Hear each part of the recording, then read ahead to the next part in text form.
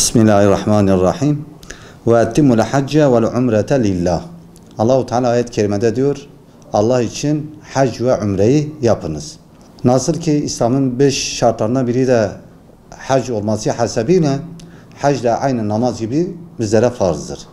İmkanı dahilinde bütün kardeşlerimiz, bütün bacılarımız bu konuda farziyetlerini yerine getirme babında imkanları dahilinde inşallah herkes hacını yapmak mecburiyetindedir. Allah-u Teala'nın emridir ve herkes bu konuda o farziyetini yerine getirmelidir.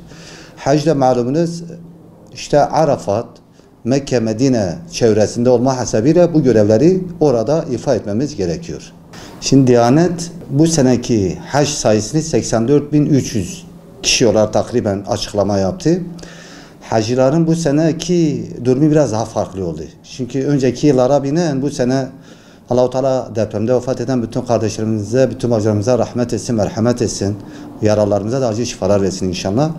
Depremin etkisi çok oldu bu sene hacca binaen. Çünkü bu sene yani normal çıkan hacıların sayısı zaten yeterli olmadığı için yedeklerinin ve yedeklerinden yine kayıtlar yapıldı. Ta geçen bu cumaya kadar da kayıtlar vardı. Hacılar yani Diyanet yeni bir ek kontenjan çıkarıp o şekilde hacılarını tamamladı. Ve şu an hac işlemleri genel olarak bitti. Şu an ne var mesela? Şu an bu sonradan ek olarak kontenjandan çıkan hacılar pasaport başvurularını yaptılar. Şu an herkes pasaportunun işlemlerini bitirdiler ve Diyanet'in belirleyeceği gün. Mesela bizim 15 Haziran gidiş inşallah, 16 Temmuz dönüş. Hac Diyanet'le giden hacılarımızın tarihi de netleşmiş şu an bu durumda. Yani gidecek olan hacılar yapacakları işlem işte fotoğraf çekmedir. İlk başta pasaportlarını çıkarmalarıdır.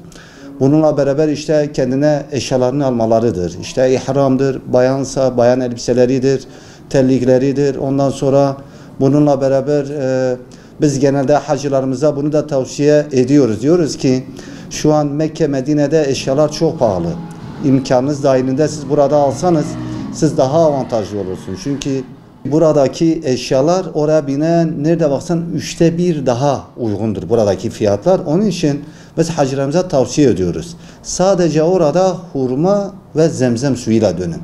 Yani ekstradan orada masraf etmeyin. Çünkü oradaki yani malzemeler genel olarak zaten Türkiye ve çevresindeki ülkelerden gidiyor oraya. Onun için biz hacılarımıza ve giden umrecilerimize de biz bizzatihi bunu deklare ediyoruz. Diyoruz ki eşyalarınızı da burada alın. Şu an hacılarımız heyecanlıdır. Herkes gideceği günü bekliyorlar. Ve genel olarak hepsi pasaportunu çıkarmış. Şu an pasaportu içeride olanlar da var. Ve şu an onlarla inşallah biz bir diyalog içerisindeyiz. Onlara bir seminer yapacağız inşallah. Bununla beraber aşılarını da yaptıracağız. Gitmeden bir hafta önce Allah'ın izniyle ve bu şekilde hac yolculuğumuza başlayacağız. Biz hacılarımız hac işlemleri bittikten sonra işte tarih günümüz geliyor. Mesela örneğin bu sene inşallah 15 Haziran'da gideceğiz Allah'ın izniyle. 15 Haziran'da inşallah biz havaalanında erkek ve bayan olan hacılarımıza ihramlı olarak havaalanına gelmelerini söylüyoruz. İhramlarını havaalanında giydireceğiz inşallah. Niyetlerini de hem havaalanında hem de uçakta onlara getireceğiz. Lebbeyklerle beraber, dualarla beraber Allah'ın izniyle uçağa binip Mekke'ye doğru yolculuğumuz başlayacak Allah'ın izniyle. Ve Mekke'ye gittikten sonra inşallah biz hacılarımızı alacağız. Eşyalarını otele bıraktıktan sonra direkt olarak otobüslerimiz hazır ve biz otobüslerle beraber ilk umremizi, hac farzesinde ilk yapacağımız umremizi ne yapacağız? Umremizi, hacılarımızı kendi ellerimizle genel olarak bu sene hacılarımızın %70'i 65 yaş ve üstü. Hepsi yaşlı olma hasebiyle yani imkanı olmayan, yani imkandan kasıt hasta olan, yürüyemeyen hacılarımızı da biz kendimiz onlara araba tahsis edip tekerlekli sandalye ve biz oradaki gönüllü olan kardeşlerimizle, bacılarımızla beraber bu hacılarımızın umrelerini de yaptırıp inşallah o şekilde otele dönüyoruz. Otele döndükten sonraki artık o ilk günün yorgunluğu çok ağırdır. Çünkü hac hakikaten bir meşakkattır. Tabi en büyük meşakkat da Arafat olacak. İnşallah onu da hacılarımız görecek. Bazı şeyleri yani söylemeyle olmuyor. Yaşamak lazım bazı şeyleri. Yani her ne kadar biz hacılar yani gelen bütün hacılar hacda bu kelimeyi duyacak. Hacı sabır. Hacı sabır. Niye hacı sabır? Hakikaten ağır bir imtihan. çok meşakkatli bir yol olma hasebiyle düşünün, Arafat'tan Müzdelife'ye otobüsler sizi getiriyor. Müzdelife'den Mina'ya 6 kilometrelik bir yol ve bunun her hacının yürümesi lazım. Hasta hariç, yürüyemeyen insanlar hariç. Bunun dışında kalır ama ondan sonraki hacılar Müzdelife ve Mina arasındaki o 6 kilometrelik yolu yürümeleri lazım. Şeytan taşlamayı da yaptıktan sonra inşallah hacılarımız ne yapıyor? Genel olarak Diyanet'in de yaptığı böyledir, şirketlerin de yaptığı böyledir. Normalde gidip tavafını da yapıp o şekilde otele dönmeleri lazım. Ama öyle bir izdiham olacak ki bu sene öyle gözüküyor. Çünkü ben Ramazan'da da Ümre'de olduğum için yani belki tarih boyunca ne Mekke ne Medine böyle bir izdiham görmedi. Ve bu seneki hacılara da baktığımız vakit ki öyle gözüküyor, bu sene de takriben 5-6 milyon rahatlıkla hacı alacaklar gibi gözüküyor. Her ne kadar Suudi Arabistan 3 milyon 4 milyondan bahsederse ki bazen diyor 2,5-3 milyon ama bu sadece tescilli olan rakamdır. Olmayan rakam en az 1,5-2 milyon insan daha fazla ekstradan gelecek olan hacılar olacak. Şimdi genel olarak niye inzar diyoruz? İnzarla gelen insanlar inşallah bu farkı görecek. Allah'ın izniyle bizimle gelen çok insan oldu.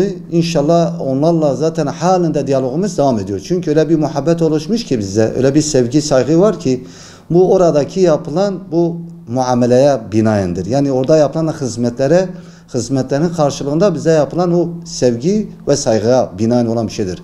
Bu Allah-u Teala'nın bir lütfidir. Yani genel olarak inzar turizm hacda en çok dikkat ettiği şey hizmettir. Yani insanlarla ilgili, yani ilgi alakadır. Yani orada ben her zaman söylüyorum.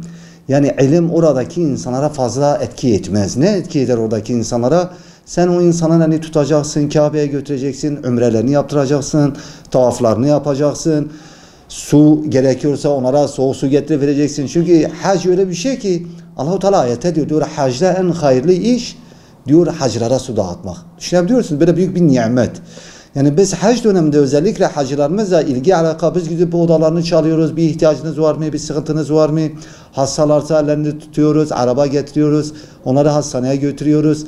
Yani genel olarak oradaki hacılarımız hepsi yaşlı olma hasebiyle biz bu ilgi alakayı biraz daha fazla yapıyoruz. Bizim anne babamız olma hasebiyle hiçbir farkımız yok. Vallahi bir farkımız yok. Anne babamız bize neyse bize emanet edilen hacılar da bizim için de aynısıdır. Yani velev ki otel konusunda onlara yardımcı olmamızdır, odaları konusunda onlara yardımcı olmamızdır, bavulları taşınırken, velev ki havaalanına giderken, inerken, taşınırken bunları hepsini biz kendimiz yapıyoruz. Kendimiz bindiriyoruz, kendimiz indiriyoruz. Bunlar hepsi bunlara yaptığımız hizmetlerdir. Yani orada ben yine söylüyorum, oradaki diğer şirketlere baktığımız vakit çok insan diyor ki ya valla bunlar bizi getirdi buraya bıraktı. Ne bizi sordular, ne bizi bir yere götürdüler. Genel olarak vallahi biz hep bunları gördük. Bu şikayetler de yani belki insanlarımız da bunun farkındadır. Çoğu insan da bu gibi şikayetlerden bahsediyor. Bir diğer şikayet de özellikle bazı firmalar bunu ticarete çevirmiş. Yani manevi atmosferi bir nevi kaldırmışlar. Sadece işte valla benim işim yürüsün, benim işte ticaretim bir kazanç elde edeyim. O gayeyle mesela bu işi yapan insanlar var.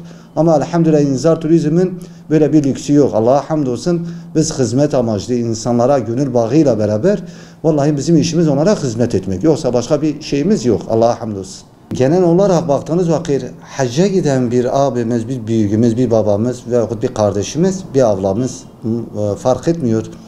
Hacca gittiğim vakit zaten özel olarak, öncelikli olarak bunu söyleyeyim. İhrami buyurdan giydikten sonra havalanda ihram giyiliyor ve o şekilde niyet getiriliyor ve lebbeyiklerle beraber Mekke'ye gidiyor. Dediğim gibi Mekke'de indikten sonra eşyalar otele bıraktıktan sonra ilk vazifeleri ümrelerini yapmalarıdır. Çünkü her Mekke'ye giden insan öncelikli yapacağı şey ümre yapmasıdır, vaciptir. Ve bu hacılarımız ilk ümrelerini yapacakları 3 şeydir zaten. İlk ümrelerini yapacaklar inşallah. Ondan sonraki süreçte Arafat'tır. Arafat'ta zaten bir gece orada yatıyorlar, orada kalıyorlar. Yatma değil de orada dualarla o geceyi geçirmeleri lazım. Ondan sonraki süreç zaten Arafat'a vakfe duasıdır. En önemlisi de bu. Yani hacıların hacı olacağı vakit vakfe vakti. Vakfe duasının yapıldığı vakit. Yani öğle ikindi namazının yani ikindi takdim öğle yaptıktan sonraki yapılan dua. Ve o duadan sonra hacılarımız hacı oluyor. Allahu Teala'nın lütfuyla, keremiyle ve orada olan her hacı kendinde ve kalbinde bunu net bir şekilde mutmain olarak bunu anlıyor. Diyor ki vallahi ben Allahu Teala beni affettiğine ben kanaat ediyorum ki Allahu Teala beni affetti. Yani ihlaslı bir şekilde hacca giden insanlar inşallah bunu görecekler Allah'ın izniyle. Ve ondan sonraki süreç Arafat, zaten akşam azanı okunmasıyla beraber Arafat'ı herkesin terk etmesi lazım. Arafat'ı terk ederken bu sefer herkes otobüse bindikten sonra Müzdelife'ye gidiyorlar. Hacların yapacağı bir üçüncü şey de şeytan taşlama. Ve Müzdelife'den Mina'ya dediğim gibi ayakla yürümeleri. Ve bu ayakla 6 kilometrelik yolu kat ettikten sonra şeytanı taşlama yapıyorlar. Küçük, orta, büyük şeytanı 3 yerde taşlamayı yaptıktan sonra otele geliyorlar. Otelde saçlarını kestikten sonra hacı vazifeleri bitiyor.